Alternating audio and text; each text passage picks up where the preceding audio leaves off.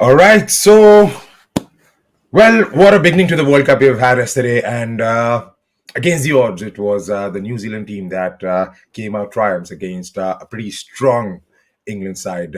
They looked completely out of sorts to begin with. England, they did lose wickets up front, and then it was a complete dominating performance from the back of the innings from. Beg your pardon, from the second innings, basically, when New Zealand came out to bat in Ravindra and Conway. Well, what a formidable start they gave, and it was all over before we could even realize it. But before that, there's a game being played today between Pakistan and the Netherlands in Hyderabad, and what a start Netherlands has got. I mean, they won the toss and elected to bat. It looked like it's going to be a batting paradise, but I saw the ball gripping from ball one. So the wicket here in Hyderabad traditionally is a pretty solid batting wicket, and it is boring to be very honest. But it favors batting quite a bit as the game progresses. There could be initial movement early on, but from the scoreboard, well, we can say that Netherlands have definitely utilized it to their advantage. We'll come back to that game sometime later, but let's discuss what has happened so far in this World Cup. Just one game has been played, but what a game! It was completely. It wasn't something that cricket fans from all over the world never expected, unless there were a few New Zealand fans and New Zealand supporters, basically. But Praneeth and Praneeth Avshravnan, well, thank you so much for joining in. And how did the game yesterday go about? I mean, I never expected it to come the way it did because, I knew that New Zealand will give them a tough time, but this is something that you don't expect. Ravindra, there have been so many talks about him, and then he steps up on his debut game and delivers. And what a way to finish the match in the end. Praneeth, I'll start with you. Yeah, absolutely. It was really a great win from New Zealand. So if we start from New Zealand bowling, uh, when we did the SWOT analysis, weakness for New Zealand, right? What could be the problem that New Zealand could face? It's the middle overs bowling, and we were thinking that Trent Bolt and Matt Henry cannot bowl well in the middle overs because they don't have any variations, space variations, all those things. They need swinging conditions for them to be helpful. So the change which I noticed between in these two guys, they they brought in a lot of variations. They were bowling slower balls. Trent Bolt was bowling off cutters, and Matt Henry was bowling knuckle balls. So all these things kind of helped the New Zealand team, and also Tom Latham's captaincy was really spot on. Right, he was the way he utilized Glenn Phillips in short bursts, and he got like important breakthroughs. He got Moeen Ali's wicket and Joe Root's wicket. When Joe Root was really set, he got those wickets. So New Zealand did a good job in the bowling, and in the batting, New Zealand, they were scoring at a high rate, but they were all playing those proper shots. They were not premeditating. They weren't taking any risks. So for me, it was really a clinical win from New Zealand. And when it comes to England, like somehow Joe Root's batting kind of it disappointed me. Like with those reverse scoops, reverse sweeps, and all those things. See, England changed the approach and all those things. I understand that, but in 2019 World Cup there wasn't much premeditation like this. So they were playing proper cricketing shots, and even Joe Root's role as an anchor, he plays proper shots, and he does that anchoring role really well at a strike rate of 90 to 100. So he really didn't have to go with those shots, and he went with that reverse sweep and he got out. After that, there weren't any batsmen. So for me, that was one thing. England were a bit more reckless. That's what I felt, and they lost some around 40-50 runs, which they could have got. So, and yeah, that's what I felt. Otherwise, uh, yeah, that's about it. I felt. Yeah. Shravan, what did you make Yeah, out of the game yesterday? yeah. For me, I completely agree with Pranit. England were a bit reckless rather than being aggressive. They have been like they wanted to hit those boundaries on each and every delivery without reading the pitch and the conditions really well. And initially, Bolt was not up to his mark. He was bowling pretty short or pretty wide to the David Malan and Barstow. But Matt Henry was spot on from the ball one. And coming to Tom Latham's captaincy, he was really spot on because when Bolt was nothing doing, then he just take him off the attack and brought in the spinner Santner. Santner, who really get some grip in the pitch right from the ball one. He was really using the pace variations and to the full effect, and he really utilized the track well rather than the English batters or the other Kiwi bowlers. Coming to Joe Root's innings, I think he started off really well. Uh, uh, Very unlike shots of Joe Root by playing too much of reverse sweeps, but he's not looking for those boundaries at the initial point of time. He was just wanted to rotate the strike. And if you see how Santner was bowling, he was really using the pace variations really well. He was bowling one ball at 91 and another then the next delivery at 80. So you need to upset the rhythm of a bowler. So I think that's where he employed those reverse sweeps, not to just hitting boundaries. He just wanted to rotate the strike. So I don't see. Initially, it was really good, but England was kept losing wickets at a regular interval. So you can't blame one batter for that. And they were completely reckless. Like they wanted to play that aggressive brand of cricket, and they wanted boundary on each and every delivery. So that is a bigger issue. And Tom Latham was really fantastic on his captaincy, and he filled in Williamson's boots really well. Glenn Phillips True. was a dream bowler yesterday because the first ball he bowled Moeen Believe Ali me, got. yeah. In the We got second over, Moeen Ali first and ball, then two he big got wickets Joe. actually. Yeah. Yeah, so that's a dream. What do you think this is going to do for the World Cup as far as England is concerned? Is it going to hamper their basically the way they look about they go on with the things, or do you think it was just one bad day at the office and they can always come back and completely turn things around and put up some good performances? I It's think it just will one take off a day. hit on the confidence completely. I I don't think, think yesterday yeah, Butler was completely out of sorts. He doesn't have any yes. plan B, plan C, nothing. If it is Owen Morgan, the story would be completely different because England had suffered some major defeats also in his captaincy, but he never looked Yeah. back. He just backed this plan, he just backed this place. But yesterday, Butler's, what do you say? His character was really not up to that mark, and he was completely out of sorts yesterday. When Chris Wokes and Sam Curran didn't give him breakthroughs, or even Moeen Ali, Adil Rashid, he just did some bowling changes, but not with any what do you say any impact was there. Even with the field settings also, it was pretty defensive. When the batters are going, Liam Livingston came to the attack very late, and yeah, I see that England will have a hard time when it comes to the other big teams. I don't Actually, know, but somehow I got that feeling like, England weren't comfortable yesterday. Normally, that is something that you don't associate with England because they have their style of their own.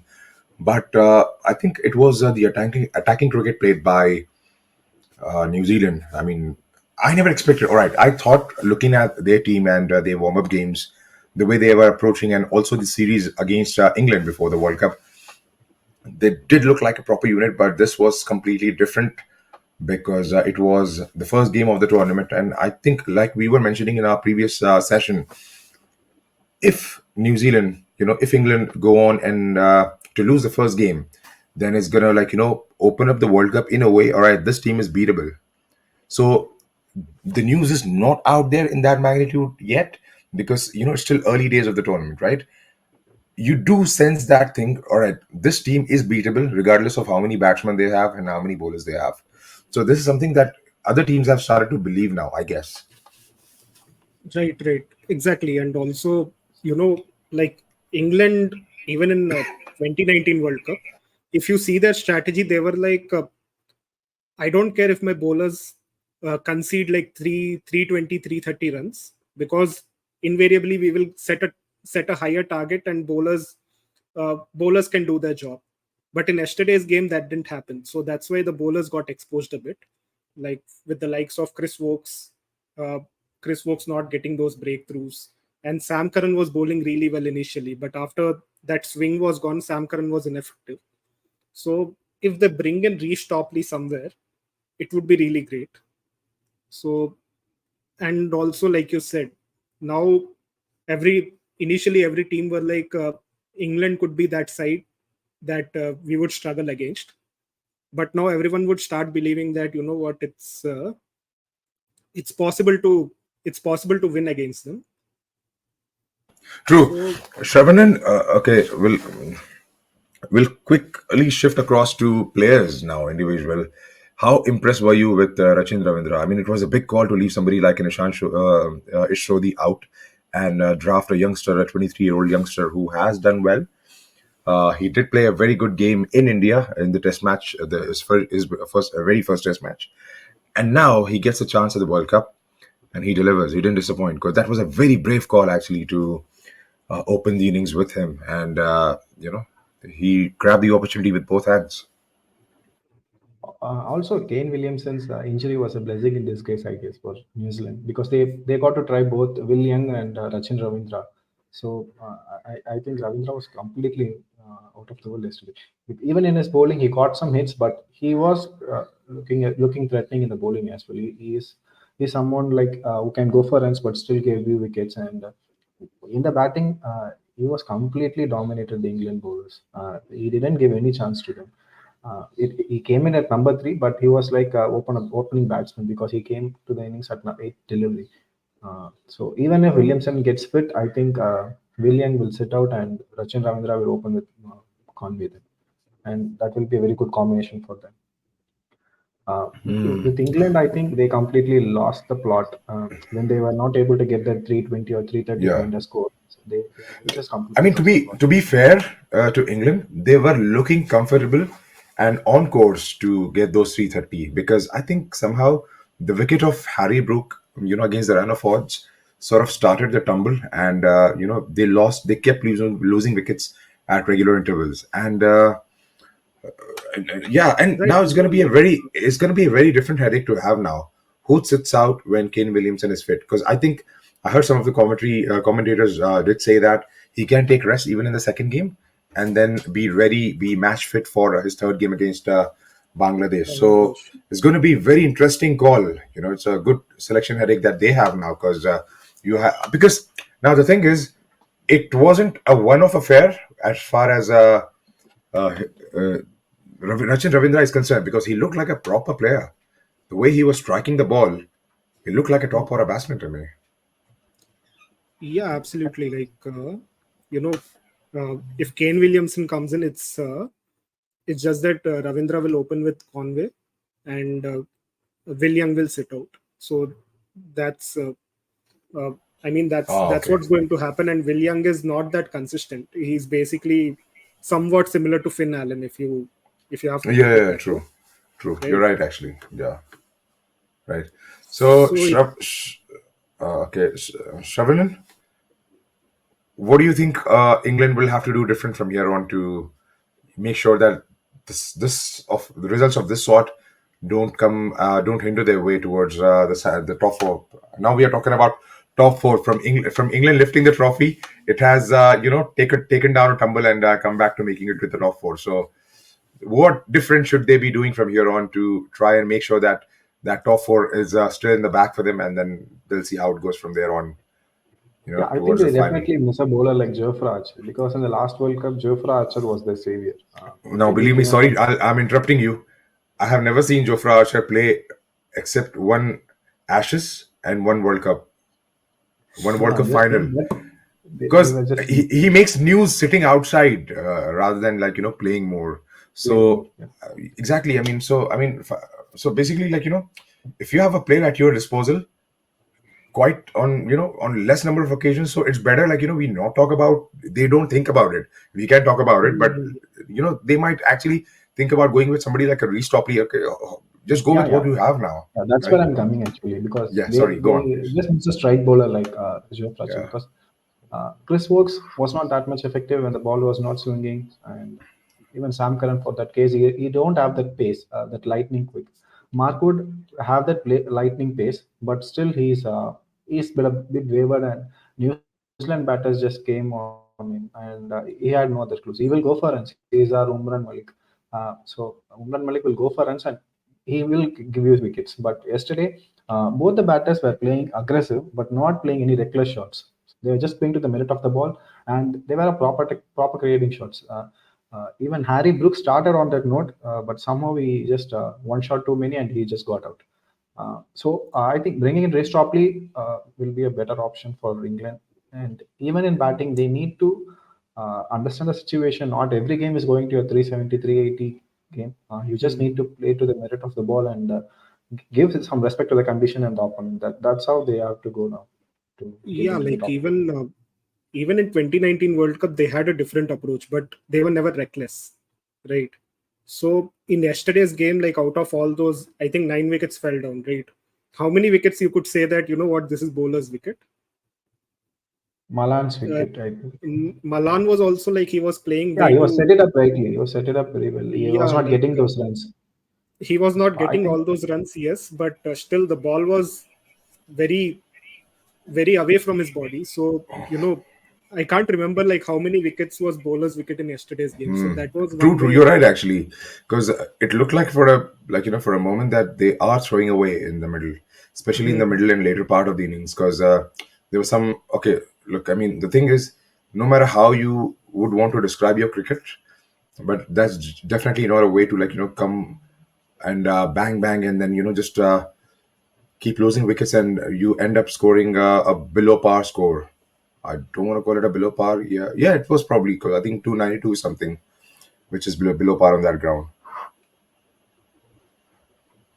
So where do you see, because already it's like we are into 110 overs of the World Cup and you see a few things happening because the way Pakistan have started now it's coming down to South Shakil and Rizwan to consolidate from here on because it was a dismal performance actually, the first 10 overs because Fakhar Zaman same problem, and then you had Babar actually. He was trying to take some time, but eventually got out. And then the last batsman, I think Imamul Haq was the one got caught at fine leg.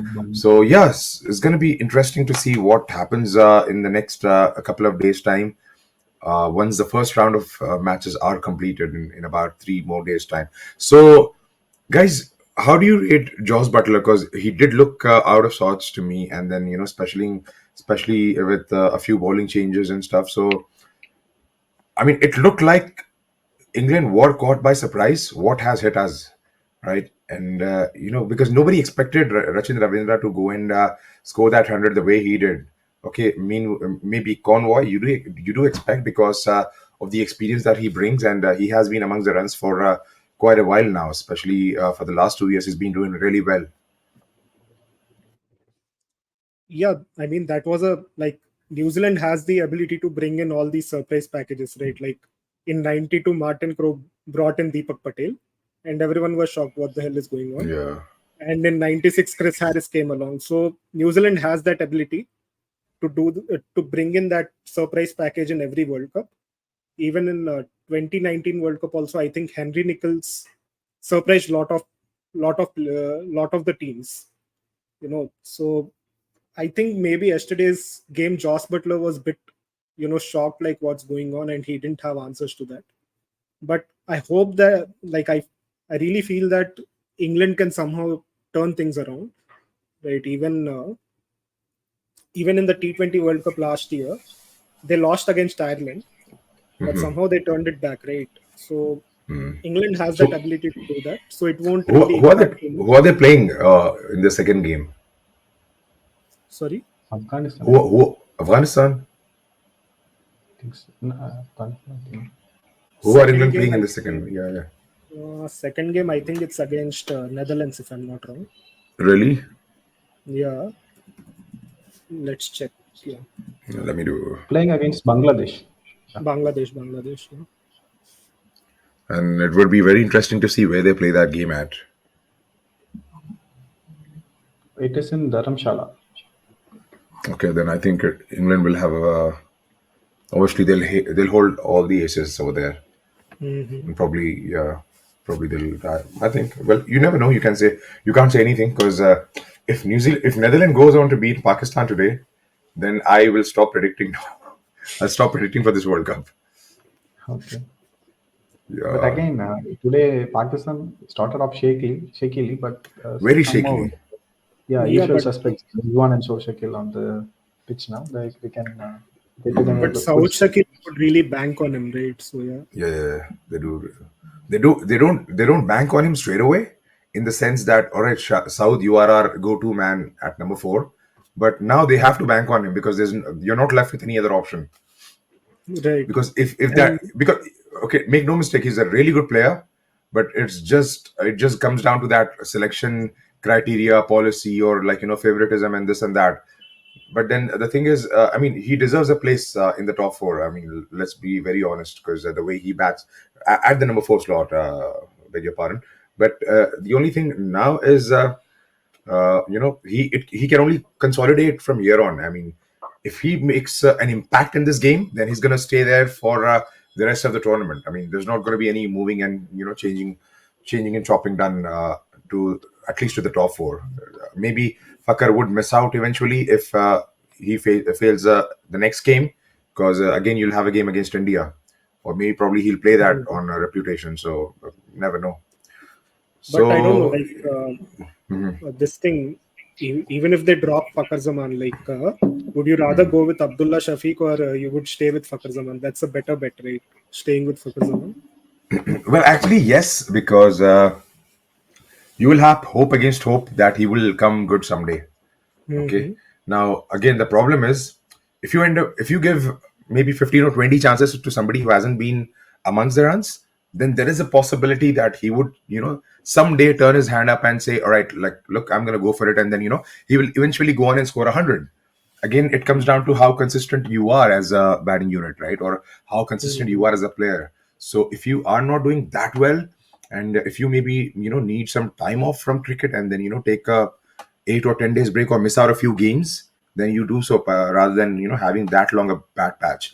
And I think Fakar has slightly extended his bad run, because 17 innings without getting a big score or helping his team to win, and that is actually reflecting on his fielding as well, because he's not the Fakar Zaman that used to be at one point of time. Because you do see a couple of bad throws, misses here and there, not being ably involved. He seems to be like a man lost on the pitch, on the field, perhaps. So that is something that you want to change as a team if you want to really do well as a unit. So that is something that they really have to work on. Also, one thing, Pakistan won't make the change as far as I concern, because Pakar has done something somewhat well against India, and India also have that tendency to give some runs to the underperforming players. So I think Pakar will continue at least until India game. They don't rotate. That's exactly what I think, because obviously, like knowing Pakistan cricket for so long, they still, like talk about 1992 and 2017 Champions Trophy. So going from that side of the things, so maybe he will get a game against India, thinking, okay, this guy did it for us in 2017, so maybe he will do it again. So So they that's the rely reason more I on said. that logic. They rely more on that logic than on form, or how good a player is performing at a given point of time. So I think he will get the game against India. But then obviously, like a start like this is definitely not going to help them, especially against big teams. Because imagine if it was 38 for 3 against Australia or India, or maybe England, for that matter, they would Even have, like South Africa currently. yeah, I mean, they would have definitely gone on and got a couple more wickets and gone on for the kill. So Wanda Bhave is now bowling, so maybe, you never know, because he's a pretty experienced campaigner. So let's see how this game pans out. But I think Sau Shakil is looking pretty, rock solid, especially with his defenses and stuff. Yeah, because he's a proper player. He plays spin really well alongside Safraz. Safraz also used to play spin really good. So I think South should actually give them some stability, and then eventually with the likes of Iftikhar to come later down the order, then you will probably see some shots being played towards the back end of the innings. And So, Yeah. what score do you think that Netherlands can chase it down today? right, okay, Netherlands, if they have to be absolutely comfortable with taking into consideration the bowling prowess, Pakistan have anything around 240 would be chaseable for Netherlands. I mean, I'm taking everything into consideration. Their lack of exposure at this level of cricket, because they're playing a World Cup after, I think, 11 years, 11, 12 years. and obviously Pakistan do have really good pacers who can actually get the ball to swing early on. Okay, with the new ball, there could be due factor after 8:30 or 9 maybe perhaps, or yeah, 8ish roughly. So taking everything into consideration, a modest total of around 240 should be easily chased down by Netherlands. Uh, Also taking into the consideration the spinners that Pakistan have, because nobody's delivering at the moment. So Right. yeah, Okay. but anything more than like 260 or 265, I'll bank on Pakistan to go, all the Mhm. way Yeah, and then win Netherlands it. will also be disappointed after picking 38 for 3. If they concede more than 250, their moral will get hit, and I don't think so they will be able to chase it down. Yeah, you're right. Perhaps, I mean, they will be a touch disappointed to say the least. Mhm. Okay. So the latest news coming on is Shubman Gill's illness. Oh yes, the big talking point is Shubman Gill. I mean, there are news, there are reports that he's definitely gonna sit out for at least the first game against Australia in Austin. Chennai on Sunday. But that I think the team management have confirmed that it's just gonna be a flu, because that seems to be the season. Because I mean, I myself, I mean, I think I'm affected for last 15 or 12 or 15 days, but it has started to show up way too much now. Even my voice has taken a toll on it. So it has taken a toll on my voice too now. So yeah, I mean, I hope it's just going to be flu, because otherwise it's just going to disbalance the unit. But again, professional outfits do come and do the job, rather than sitting back there and then thinking and saying, we didn't have Shubman Gill at the end of the World Cup. So Right. I mean, yeah. So you need to have like some changes up in the order, because if that happens, then Rohit, along with, I don't know if they go with Ishan Kishan, or I think logic says that Yes. they may play Ishan Kishan up top, and Rahul will stay at number 5 for now. What do you guys see any other way? I mean, I think Ishan Kishan could open, and in the middle order, there could be a possibility that Rahul and Surya Kumar Yadav could come in. Right. I'm thinking along those lines. And also, I really don't want the team management to rush in Shubman Gill too early. Exactly, Right. exactly, exactly. Just Let give him him recover time. like fully. Let him Yeah, recover maybe fully. I would say let him recover for at least 3 to 4 games, because 3 to 4 games. Okay. a fit Shubman Gill in the later part of the innings would of the tournament would be a much bigger asset, because and if at all if he's not well for some XYZ reason, then make him sit out the games against maybe some the likes of Netherlands or Bangladesh for that matter, and play somebody else in his place, Mhm. and do the same. I mean, a rotation policy for even somebody like a Jasprit Bumrah, if once he gets back into the complete World Cup rhythm. Right. So So yeah, yeah, I my think opponents that would also be will the be like next. Rohit and Ishan Kishan. At 4 and 5 will be Shreyas Iyer and KL Rahul. Okay. Surya will not get a game, I think, I don't at see least for the. Surya getting a game for some reason. I don't know why, but I mean, that is something Maybe that I against feel. Afghanistan or Netherlands, he might get a game, not against Uh-huh. Australia, England, or New Zealand. Okay. Do you see it in a different way, Praneeth? Maybe I could, like, there could be a possibility that like a Chennai wicket there could be with inexperienced opener in Ishan Kishan. If you think that there would be a high possibility that early wickets falling in, then it's better to bank on Shreyas Iyer rather than Surya Kumar Yadav, because Surya Kumar Yadav is someone who is going to give that you know finishing touch. Once there is a good enough foundation done by the top order batsman, Surya Kumar Yadav can enhance that. True. So I don't think Surya Kumar Yadav has the ability to build the innings. I mean, he does have that ability, but we have never seen that.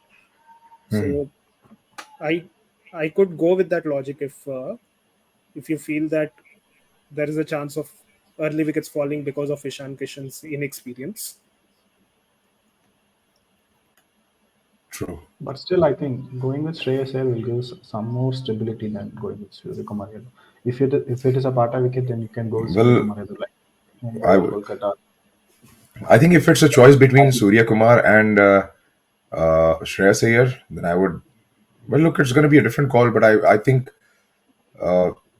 Australia have definitely worked down a lot on somebody like a Shreyas Iyer because they know where to ball him, right? Surya would come out as a surprise regardless of who he's playing against. It's going to be a hit and a miss for Surya in every game he plays. Maybe 4 games he'll have a very bad run, then fifth game he'll score a 30 ball 60 or 70. You never know. So that is something that you'll have to bank upon. I mean, you have to be prepared for those absolute failures, and then expect him to do well in every game. So that is a bit tricky. Right. Yeah, yeah, your Or point is also valid because they just completely sorted out Shreyas Iyer's game in the last ODI we played. But still, if Shubman Gill is fit, I will definitely play Shubman and Rohit in the opening and Ishan Kishan and KL Rahul in the middle order. I will not play Shreyas Iyer. But if there is no Shubman Gill, Ishan Kishan has to open. And I just needed some stability. And Shreyas Iyer can play spinners very well rather than the likes of Surya Kumar Yadav and KL Rahul. He has a very good record because Surya just playing in the ODIs like he knows only that sweep shot. Other than that, he's not trying anything. Yeah, Once you're he right, gets actually. settled after some 40, 50 balls, he is playing those shots. Or else, if he comes at after 40 overs or 38 overs, then he can play his natural game and he gives that finishing impetus to the side. But when it is tricky, something like 20 overs, we were 100 for 3 or 110 for 3, then it's a different ball game then. There, Surya Kumar Yadav didn't step up in any of the recent performances. So True. that's why I just going with Shreyas Iyer and KL Rahul in the middle order, so that we will have some stability. and What also do you one think, more Pranit? thing, like you know, when you are changing the positions of the batsman, like Ishan Kishan, who is a middle order batsman, if you bring all of a sudden into the opening slot, then an inexperienced player could struggle. Like there's a high possibility that that could happen. So instead of that, would you uh, would you swap the position of Virat Kohli? He's an experienced guy, and bring him No, into opening. No. no, no, Well, no, not now. Not now. no. It's done and He's a dusted. I number I two. don't think they will take any chance whatsoever now. Yeah, it is like making Messi to play as a goalkeeper since he's playing there. Yeah, That's not gonna that's a work good out.